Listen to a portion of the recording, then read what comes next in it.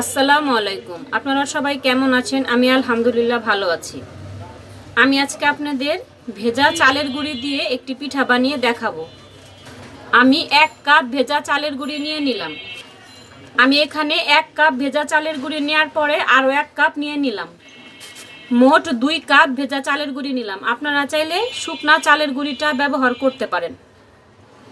আর এখানে 1 কাপ ময়দা নিয়ে নিলাম, আরও হাফ কাপ নিয়ে নিলাম। আমি পরিমাণ মতো লবণ দিয়ে দিলাম। আমি এখানে পরিমাণ মতো চিনি দিয়ে দিতেছি। আমি 2 চামচ চিনি দিয়ে দিলাম। আপনারা চাইলে চিনির পরিমাণটা কম বেশি করে নিতে পারেন। এই শুকনা উপকরণগুলো এখন আমি ভালো করে মিশিয়ে নিতেছি। এমন অনেকে আছেন যারা আমার চ্যানেলে রান্নার ভিডিওগুলো প্রতিদিন দেখেন, কিন্তু এখনও আমার চ্যানেলটি সাবস্ক্রাইব করেনি। প্লিজ আমার চ্যানেলটি সাবস্ক্রাইব করে আমার পাশে থাকবেন। আর আমার রান্নাটি যদি আপনারা প্রতিদিন দেখতে চান তাহলে সাথে যে বেল বাটন আছে বেল বাটনটি অন করে রাখবেন। আমি যখনই রান্নার ভিডিও দিব আপনাদের কাছে নোটিফিকেশন চলে যাবে। শুকনা উপকরণগুলো আমি ভালো করে মিশিয়ে নিলাম। এখন অল্প অল্প পানি দিয়ে একটি লিকুইড ব্যাটার তৈরি করে নিব। পানিটা কিন্তু একবারে দেয়া যাবে না, অল্প অল্প দিতে হবে আর মিশাতে হবে। লিকুইড ব্যাটারটা আমি এমন পাতলা করে গুলে নিছি, ঘনত্বটা আপনারা দেখে একটু বুঝে নেন আমি কেমন পাতলা করে গুলে নিছি। বেশি পাতলাও করা যাবে না, বেশি ঘনও করা যাবে না। এই লিকুইড ব্যাটারটা এখন আমি 20 মিনিট রেস্টে রেখে দিব। চুলায় আমি একটি ফ্রাই প্যান বসিয়ে দিছি। আমি আজকে যে পিঠাটা বানাবো এই পিঠাটার জন্য আমার আগে একটি পুর রেডি করে নিতে হবে। তো আমি এখানে খেজুরের গুড় দিয়ে দিতেছি। আপনারা চাইলে আখের গুড়টাও ব্যবহার করতে পারেন, এমনকি চিনি দিয়েও আপনারা এই পুরটা রেডি করে নিতে পারেন। আমি এখানে 2 চামচ খেজুরের গুড় দিয়ে দিলাম। আমি আজকে আপনাদের অন্যরকম একটি পাটিসাপটা পিঠা বানিয়ে দেখাবো। আপনারা এটাকে ছিটা পাটিসাপটাও বলতে পারেন। আমি এখানে ফ্লেভারের জন্য 2টা এলাচি আর 2টা দারচিনি ব্যবহার করতেছি, এটা আমি দিয়ে দিলাম। আমি এখানে 1 কাপ সুজি দিয়ে দিতেছি। সুজিটা আমি ভাজিনি, না ভেজেই সুজিটা আমি দিয়ে দিলাম। আপনারা চাইলে সুজিটা একটু ভেজে নিতে পারেন। আমি একটু লবণ দিয়ে দিলাম। সুজিটা ভালো করে আমি গুড়ের সাথে মিশিয়ে দিতেছি। আমি আজকে যে পিঠাটা বানাবো এই পিঠার পুরটা আমি আজকে সুজি দিয়ে তৈরি করতেছি। আপনারা চাইলে শুধু নারকেল আর গুড় দিয়েও তৈরি করতে পারেন, কিন্তু আমি আজকে এই সুজির মধ্যে কোনো নারকেল দিব না, শুধু সুজির পুর তৈরি করব।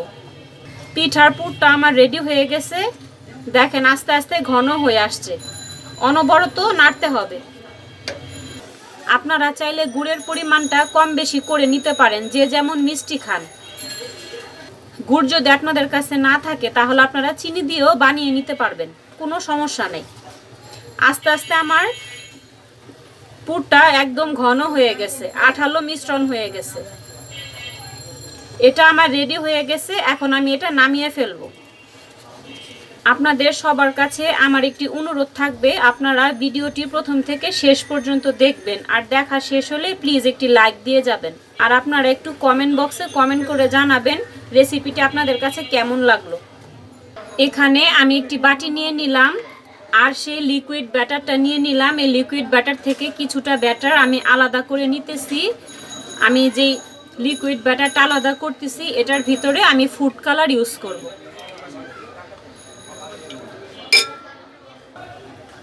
আমি এখানে হাফ চামচ ফুড কালার দিয়ে দিলাম। আমি অরেঞ্জ ফুড কালারটা ব্যবহার করলাম, আপনারা চাইলে অন্য যে কোনো কালার ব্যবহার করতে পারেন। এখন ভালো করে এই ফুড কালারটা আমি মিশিয়ে নিব। অরেঞ্জ ফুড কালারের মিশ্রণটি আমি ভালো করে মিশিয়ে নিলাম।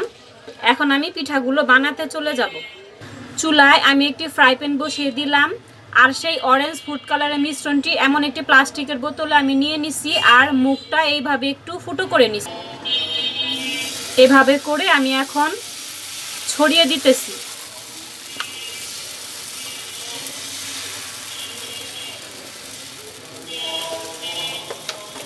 আর এখানে আমি পরিমাণ মতো সেই সুজির পুর রেডি করে নিয়েছিলাম, সেই পুর নিয়ে নিছি। এখন হাত দিয়ে লম্বা শেপ দিয়ে নিতেছি। আপনারা এটাকে সুজির পুর বলতে পারেন বা সুজির খিরসাও বলতে পারেন। এখন এটা লম্বা শেপ দিয়ে ঠিক মাঝখানে এভাবে রেখে দিলাম। এখন পিঠাটা ফোল্ড করে আনতে হবে। আপনারা একটু দেখে বুঝে নেন আমি কিভাবে করতেছি। এভাবে করে ফোল্ড করা হয়ে গেল, আর একটি পিঠা আমার বানানো শেষ হয়ে গেল। এভাবে করে আমি সবগুলো পিঠা ভেজে নিতেছি। এখন সাদা ব্যাটার থেকেও একটি পিঠা আপনাদের আমি বানিয়ে দেখাচ্ছি। সাদা ব্যাটারটিও আমি একটি বোতলে ভরে নিছি।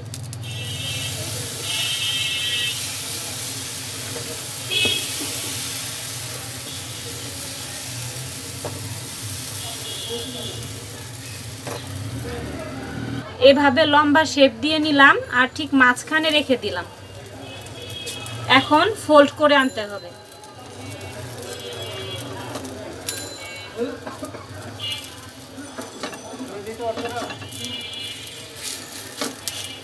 দেখেন পিঠাগুলো ভাজতে কিন্তু তেমন একটা সময় লাগতেছে না, অল্প সময়ে অনেকগুলো পিঠা আমার ভাজা হয়ে গেছে। এইভাবে করে আমি সাদা কালারগুলো ভেজে নিতেছি। তো দেখেন কত অল্প সময়ের মধ্যে আমি কতগুলো ছিটা পাটিসাপটা পিঠা বানিয়ে ফেললাম। পিঠাগুলোর ভিতরে আপনাদের একটু ভেঙে দেখাচ্ছি কতটা সফট হয়েছে। দেখেন দেখতে যেমন সুন্দর, খেতেও কিন্তু অনেক মজা।